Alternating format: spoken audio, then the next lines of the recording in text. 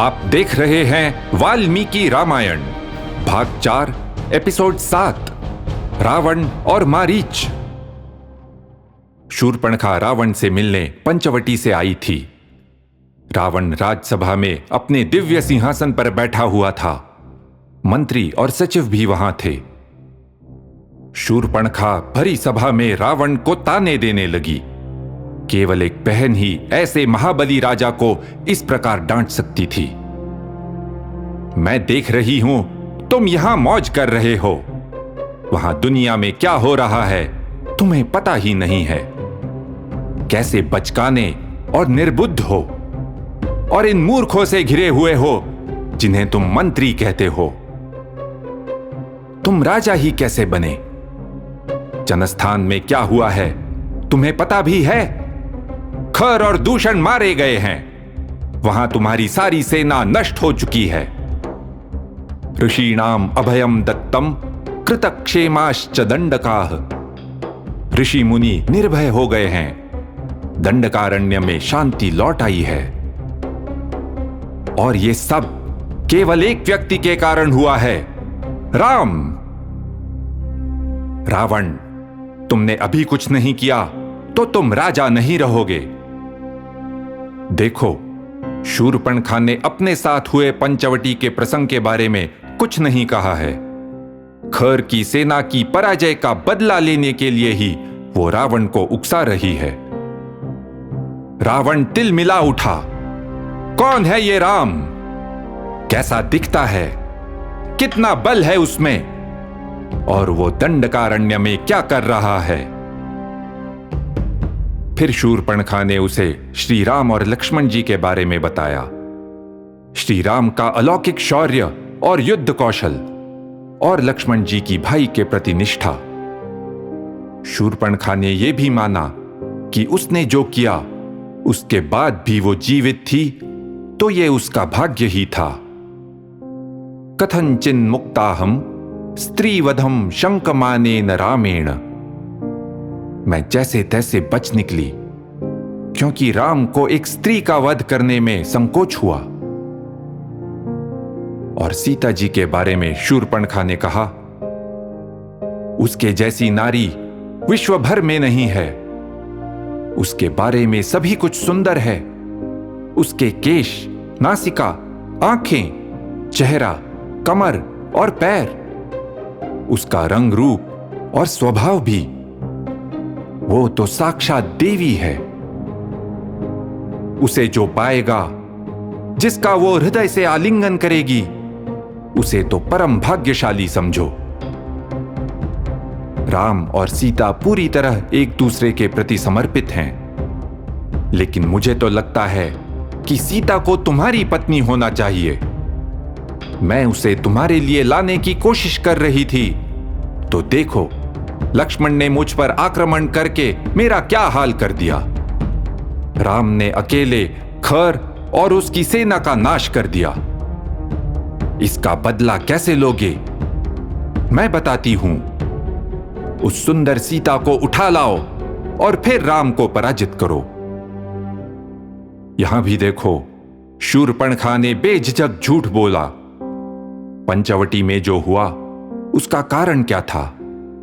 यही नहीं, स्त्री होते हुए भी वो सीता जी के बारे में ऐसी बातें कर रही थी। रावण अब सावधानी से सोचने लगा, क्या करना चाहिए। दोषाणाम च गुणानाम च संप्रधार्य बलाबलम। विभिन्न विकल्पों के गुण दोष और अपने बलाबल का विचार करने लगा। फिर उसने निर्णय लिया कि वो सीता का अपहरण करेगा। इस तरह खर की पराजय का बदला भी होगा और एक परम सुंदरी उसकी पत्नी होगी। तो अब रावण दोबारा मारीच के पास जाता है।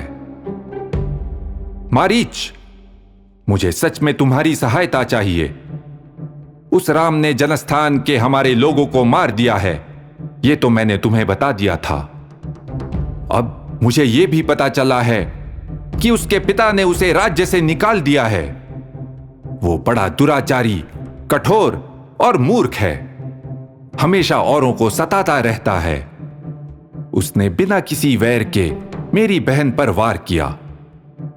तो अब सीता का अपहरण करने के लिए तुम्हें मेरी सहायता करनी ही होगी।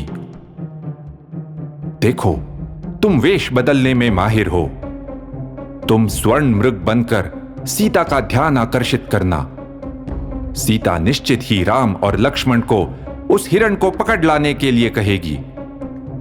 फिर वो हिरण यानी कि तुम उन्हें दूर ले जाना और मैं जाकर सीता का अपहरण कर लूंगा।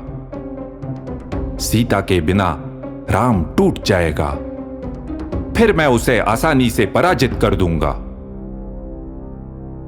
तब वाल्मीकि जी कहते हैं, ओष्ठौ परिलिहन शुष्कौ नेत्रैरनिमिषैरिव मृतभूत इवार्तस्तु रावणम समुदैक्षत। मारीच रावण को एकटक देखता रह गया, जैसे वो जीवित ही न हो।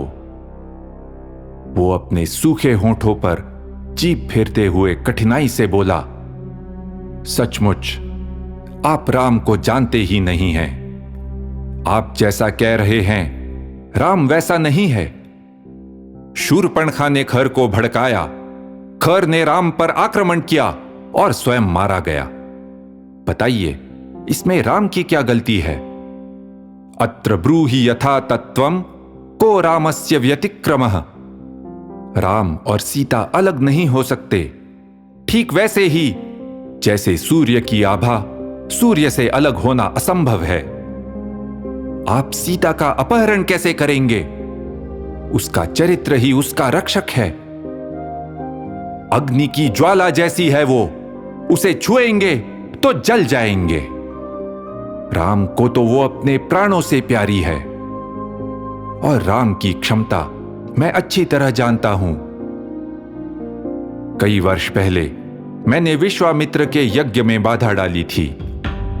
तब मैं युवा था, बलवान था, अपने आप को अजेय मानता था। राम तो तब केवल किशोरवय था। फिर भी मैं उसके सामने टिक नहीं पाया और जैसे तैसे जान बचाकर भागा। इससे मुझे सबक लेना चाहिए था, लेकिन मैंने नहीं लिया। अभी की बात है, राम दंडकारण्य में रहने लगा तो मैंने बदला लेने की सोची।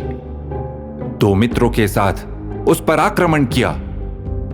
वे दोनों तो मारे गए, मैं किसी तरह बचकर भाग निकला। पर अब मैं बदल गया हूं। मैंने बुरे काम छोड़ दिए हैं, साधु हो चुका हूं।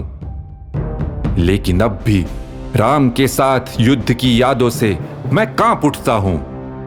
सभी ओर मुझे धनुर्धारी राम दिखता है, जैसे स्वयं यमराज अपना फंदा लिए खड़े हों। मुझे वन में हजारों राम दिखाई देते हैं, सपनों में भी उसे ही देखता हूं। उससे इतना डरता हूं कि र शब्द कानों में पड़ते ही थर्रा उठता हूं। भले वो रत्न या रथ का र ही क्यों न हो। रत्नानि चरथाश्चैव वित्रासम जनयन्ति में।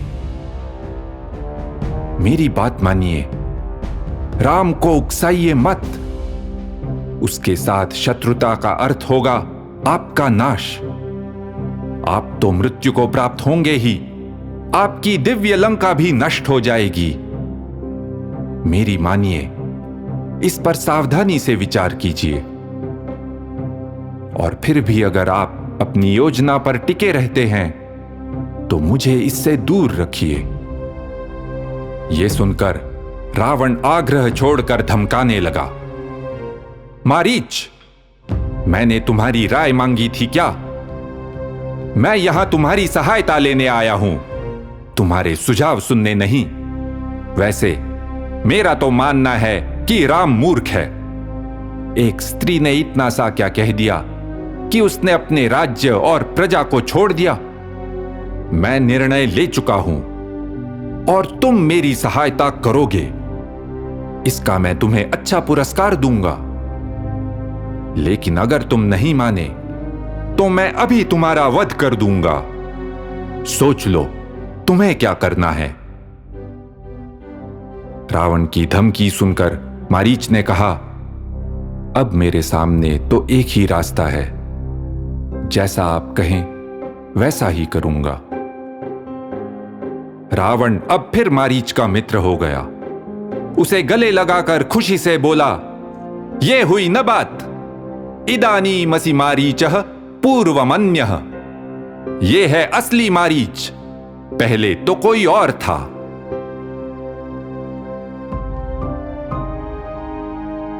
इति ह आस। ऐसा ही हुआ था।